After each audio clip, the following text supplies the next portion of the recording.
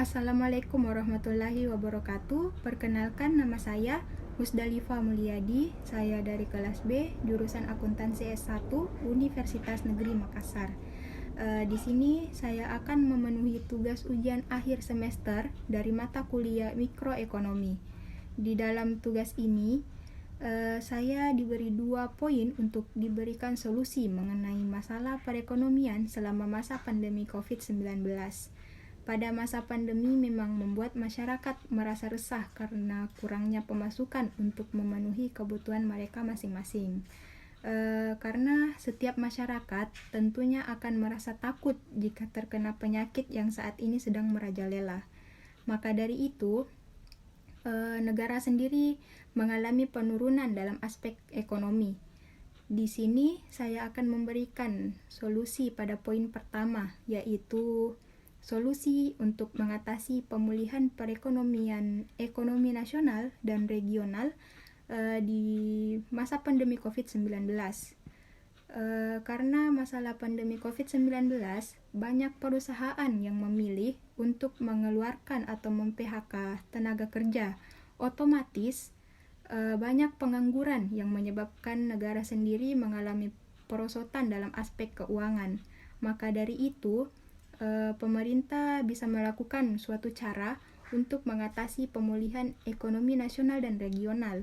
Pemerintah bisa memilih langkah untuk menyukseskan usaha-usaha kecil yang pastinya terkena dampak selama masa pandemi COVID-19. Dengan cara seperti itu, usaha yang awalnya kecil bisa sukses dan menjadi usaha yang besar dengan cara memberikan modal usaha untuk membuka usahanya kembali. Otomatis, jika usaha mereka sudah besar, pastinya akan membutuhkan seorang karyawan. Nah, orang yang terkena PHK itu bisa ditarik untuk bekerja di dalam usaha yang sudah sukses ini. Selain itu, pemerintah juga bisa membuka lowongan pekerjaan yang bekerja di bawah instansi pemerintahan atau PNS, minimal lulusan SMA. Dengan cara seperti itu, pemulihan ekonomi nasional dan regional bisa kembali stabil. Lalu di poin kedua ini saya pilih tuh pada bagian G, yaitu pembangunan listrik tidak merata bisa diberikan solusi, yaitu dengan cara pemerintah melakukan survei ke setiap universitas untuk mencari siapa yang tinggal di pelosok.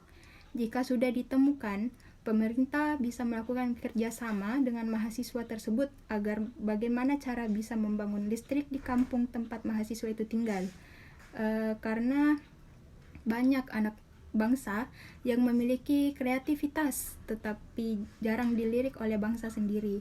Pemerintah bisa mengembangkan orang seperti itu untuk membantu meningkatkan pembangunan listrik yang tidak merata di Indonesia.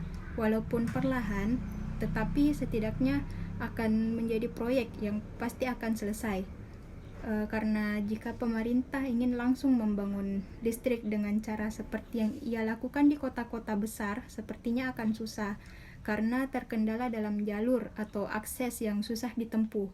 Jadi, pemerintah bisa saja melakukan pembangunan secara perlahan yang dimulai dari salah satu mahasiswa yang tinggal di pelosok untuk mengembangkan desanya sendiri. Sekian dari saya. Jika ada salah kata mohon dimaafkan. Dan jika perlu dikoreksi, wabillahi taufik wal hidayah. Wassalamualaikum warahmatullahi wabarakatuh.